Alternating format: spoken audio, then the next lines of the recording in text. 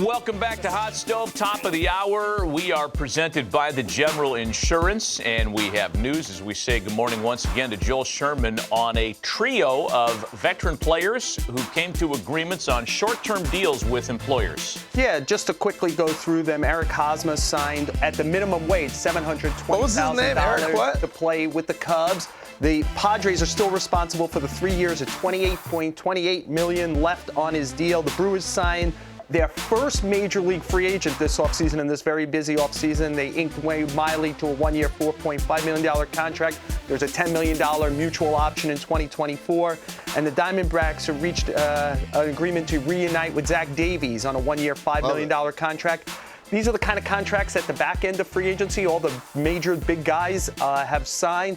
It's worth a total of just over $10 million. So, Matt, why the heck am I talking about this? Yeah, I want to know that too. Hold on, Joel, real quick. That was $750,000 for Hosmer? $720. It's the minimum because they're just picking up there was a pre-existing 3 years of $39 million left on the Padre deal that got traded to the Red Sox, and now the Red Sox took him off the 40-man roster. So the Padres are obligated to the rest of the money. So whoever signed him only had to give him the 2023 Major League minimum. Yeah, don't worry. He's still getting paid. Oh, I get it, but I'm just saying nobody else could use Eric Hosmer for $750,000? Oh, you make a good point there. So I want to get your answer to that. Why are we talking about these deals as prominently as we are, Joel? So I noticed if you go to like BetMGM and look at who the favorites in the National League are to win the pennant, there are 6 teams that really stand out above everyone else. It's Dodgers, Mets, Braves, Padres, Phillies, Cardinals, and then a drop-off. So there's only 6 NL playoff teams.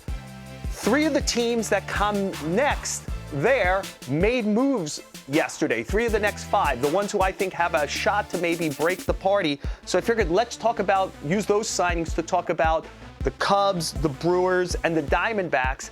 What would have to happen for those teams to be able to break into that party of 6 that seems dominant as we talk here early in 2023? If I started with the Cubs, I think it's about run prevention. They signed Dansby Swanson. It allows them to move Nico Horner over to second base. They signed Cody Bellinger to play center field. Suddenly, the middle of their defense looks really stellar. There was a breakout by Justin Steele in their rotation last year. They brought back Drew Smyly. They signed Jamison Tyon to join Kyle Hendricks and Marcus Stroman. Can they kind of pitch their way to enough? And then the question will be, their best offensive player last year was Wilson Contreras. Does Swanson help cover for that? Can Bellinger come back and help them, look anything like the MVP guy from a few years ago and not the last few years with them? And they have prospects coming, Brennan Davis, Matt Mervis. Can they help? Also in the NL Central, we mentioned the Brewers made a move yesterday.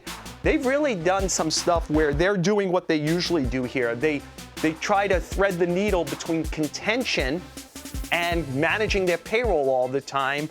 Remember, this was a team that traded Josh Hader at the trade deadline last year. By the way, they couldn't close a game out in the last 2 months. People forget the Phillies went to the World Series. The Phillies beat them by 1 game for the final wild card spot last year. Yeah. And this offseason, the 2 guys with the highest OPS plus on the Brewers last year, Hunter Renfroe and Colton Wong, they were traded. The Brewers are going to really have to rely on 2 factors if they're going to be a playoff team this year. They have rotation quality at the top in Corbin Burns and Brandon Woodruff and rotation depth. And they've got a group of young position players coming. Sal Frelick, Bryce Terang, and Joey Wiemer, who are going to work their way onto the team this year. Are those guys going to help them replace guys like Wong and like Renfroe, who they lost? And lastly, we talked about the Diamondbacks, and I think the Diamondbacks are in a wholly different situation from Milwaukee and the Cubs because there is no $200 million payroll in the NL Central. There are 3 in the NL East and 2 in the NL West. The Dodgers and Padres. The Giants have also tried. The Giants didn't get their main guys this offseason in Judge and Correa, but they have kind of tried to build back towards the team they were 2 years ago when they won 107 games. So there's more to do, but the Diamondbacks have interesting young talent. They used some of it. They had a lot of left-hand hitting outfielders. They used Dalton Varsho to go ahead and get Lourdes Gurriel Jr. and Gabriel Moreno, one of the top catching prospects in the game. Both of those guys will be on the roster. It helped them get more right-handed. They were very left-handed.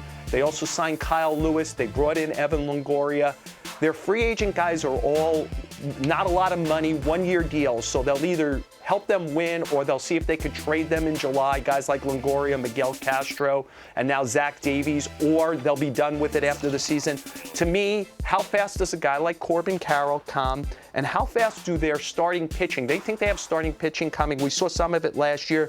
Dre Jameson, Ryan Nelson, and they really believe in Brandon Pfaadt, who is coming up fast also. Can those guys join Zach Gallen and Merrill Kelly and form a strong rotation? But it's going to be tougher to break through, I believe, in the NL West than, say, for the Brewers and Cubs if they could figure out a way to get in through the NL Central. Yes, I would agree with that, Joel. Interesting stuff to contemplate on those three teams. And, Joel, thank you.